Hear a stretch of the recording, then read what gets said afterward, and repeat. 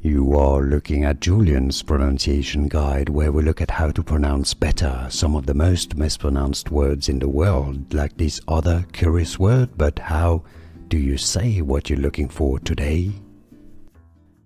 Let's learn how to pronounce this very interesting word. I know it's confusing. It comes from French inviolable, which is why it looks really confusing. If you want to learn more vocabulary, stay tuned. By the way, I've got more videos for you in English. Inviolable. Inviolable. And the stress is on this syllable after the vi, alright? So listen carefully. Inviolable. Inviolable. It's easy once you know. Inviolable. And now you know. Here are more videos on how to pronounce more confusing words and names too many mispronounced. Like this video if you found it useful. I appreciate your support. I'll see you soon and thanks for watching.